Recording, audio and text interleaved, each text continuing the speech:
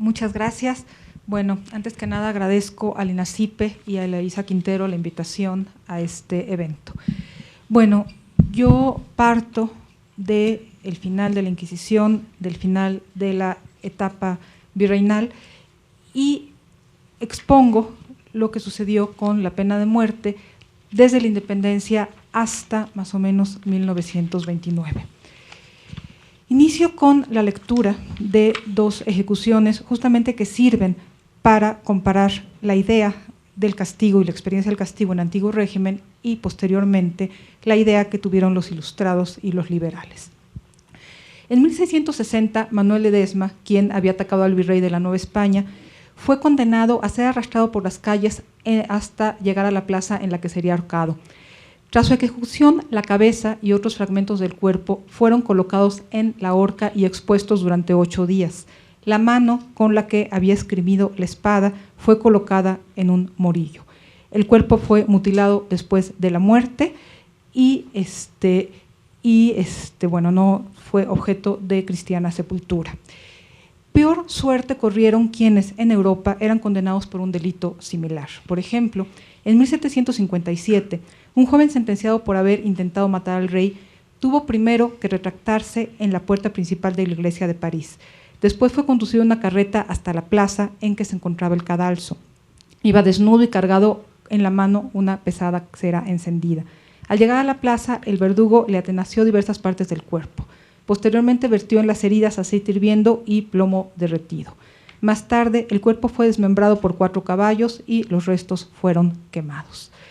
A pesar de las diferencias, ambas ejecuciones permiten, como dije al inicio, ejemplificar la concepción y la experiencia del castigo en antiguo régimen y específicamente en la etapa novohispana.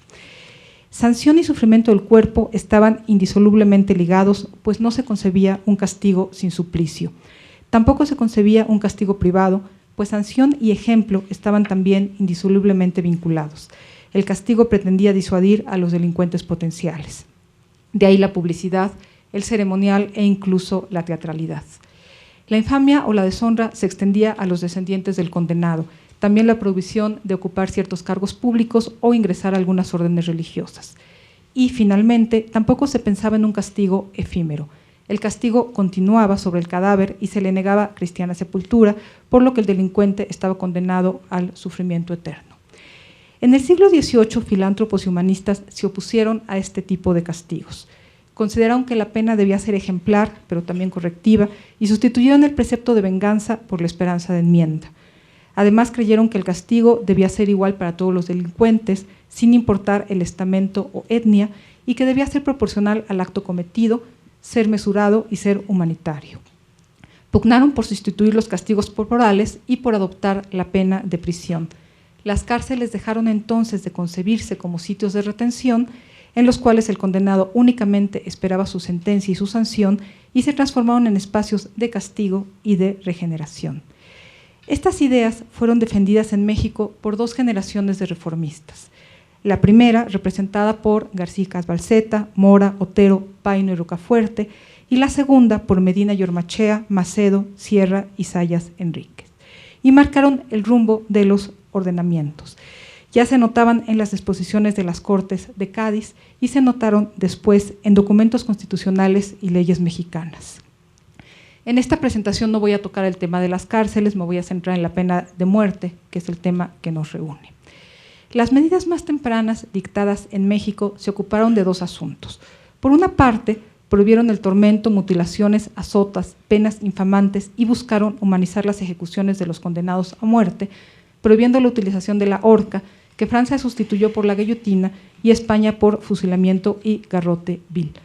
Hablo de medidas tempranas tanto en Francia, contempladas en 1790, en España en 1811 y 1812, como en México. Las órdenes o los ordenamientos que prohibían los azotes se promulgaron desde prácticamente obtenida la independencia.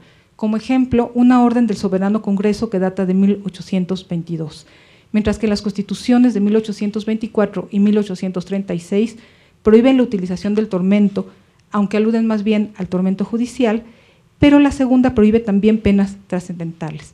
lo cual revela ya una distancia respecto a la idea tradicional del castigo. De forma más amplia, la Constitución de 57 estableció: quedan prohibidas las penas de mutilación y de infamia, la marca, los azotes, los palos, el tormento de cualquier especie, la multa excesiva, la confiscación de bienes y cualquier otra pena inusitada y trascendental. A pesar de esto, los azotes al parecer seguían utilizándose.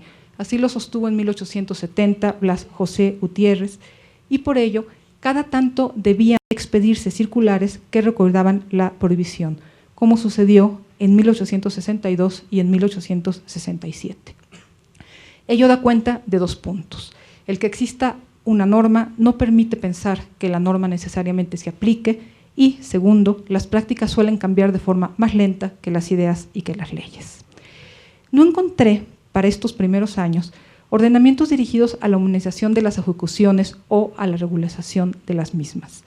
Las leyes y los debates legislativos me permiten, al hablar de pena de muerte, marcar tres momentos. El primero, 1824-1857. El segundo, 1857-1929, y el tercero, 1929-1975.